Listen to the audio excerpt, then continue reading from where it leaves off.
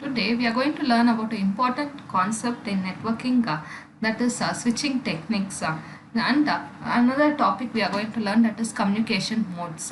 Both the topics are very important in the point of view of the exam for 3 marks. Let us see first what is the switching technique. Switching techniques will provide communication uh, between computers or systems. In large networks, there can be multiple paths from sender to receiver. The switching technique will decide the best route for data transmission. Switching technique is used to connect the systems for making one-to-one communication. The classification of switching technique or the different types of switching techniques are circuit switching, message switching, packet switching. These are the different types of switching techniques used to provide communication between computers. Let us see what is circuit switching. Here, first a complete physical connection will be established and then the data will be transmitted from source to destination computer. For example, if there are two systems, one is the source and the other one is destination, first the user will request for the connection and it will delay for some time. After that, the connection will be established. Once the connection is established between the sender and the receiver, then the data will be transferred. Once the data is transferred, the user will disconnect or will terminate the connection. This is what happens in the circuit switching. What is important here is only after the connection is established, physical connection is established from the that is the sender and the receiver, then only the data will be transmitted. And the best example for this is telephone system. In telephone systems, you might have seen that is landline connections. As soon as you dial a number, it will take some time to establish a connection. Once the connection is established, then you can transfer the voice transmission takes place. Then once you terminate, it will stop the connection. So this is the example for circuit switching, that is telephone system is example how the circuit switching works. The next type of switching technique is message switching. In case of message switching, there is no need to establish a dedicated path between the computers. What we saw in circuit switching was a dedicated path was established and then only the data was transferred. But in this case, there is no need to establish a dedicated path between the computers. When the source computer sends a message, it will append, that is, it will add on the address of the destination to that message and then the message will be transmitted to the network. Once the message is transmitted to the network, it will go to node, that is system to system, and it will reach the destination. For example, the message one, it moves, the data will move, the message will move from A to B, then B to D, then D to F and F to G, and then it reaches the H. H is the destination. Again, the message 2 will take a different route. There is no dedicated path. As in case of circuit switch, there was only a one path and that path only it will always follow. But here, the first time the message took, that is A to B, B to D, D to F, F to G and then H. But in case of message 2, the path is different. That is A to B, B to C, then C to F and then F to G and then it reaches the H.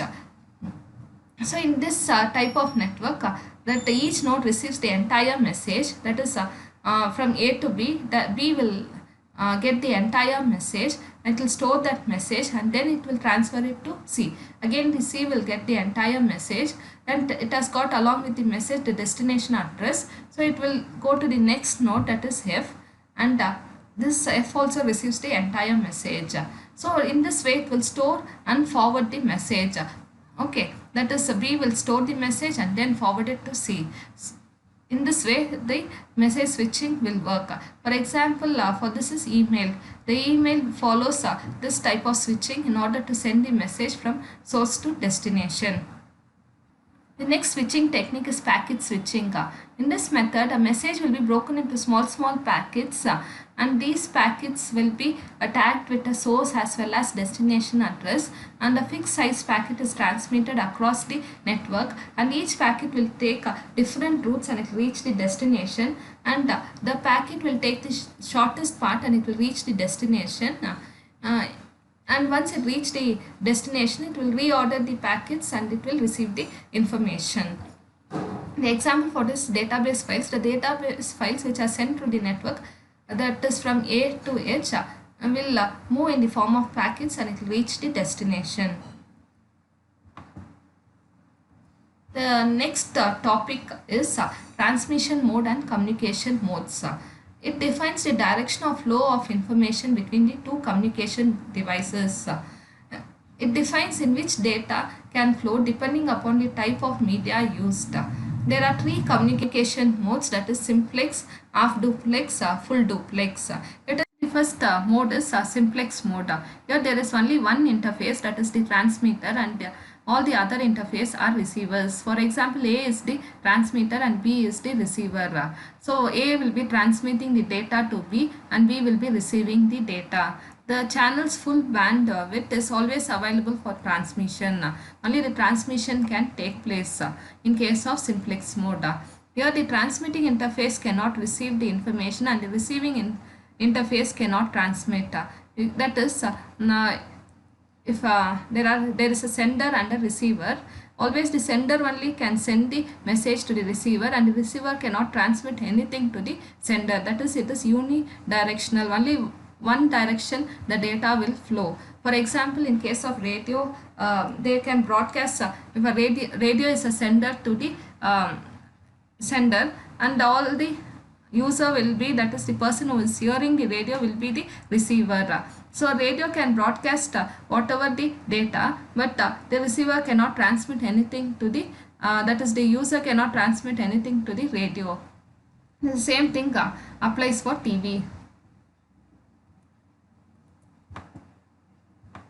The next mode is half duplex. In case of half duplex, A can communicate to B and B also can communicate to A, but both cannot communicate at the same time. You can see in this diagram, this is the sender end and the receiver end, that A is sending the data to B, receiver, that is B, and B cannot send, when A is sending something to B, the B cannot send anything to A. That is, only one side the transmission can takes place. That when B is sending something to A cannot send anything to B. That is, only both the side the communication can take place, but not at the same time. So this is half duplex. The channel's full bandwidth is available to the transmitting interface. That is, both the direction transmission can take place, but only one at the time. Both cannot take place at the same time, but the transmission can take place. That is, A can transmit the data to B and B can transmit to the data to A, but not at the same time. The example for this is walkie-talkie. Duplex. It has two ends. Each receiving has both transmitter as the receiver. Here also you have got A is the sender and B is the receiver. Sometimes B will become the transmitter and A can become the receiver. Each interface can both transmit and receive at the same time. Here in this case, the transmission can take place from A to B or B to A simultaneously. It is more expensive due to the increased number of channels and bandwidth. The example for full duplex is telephone system.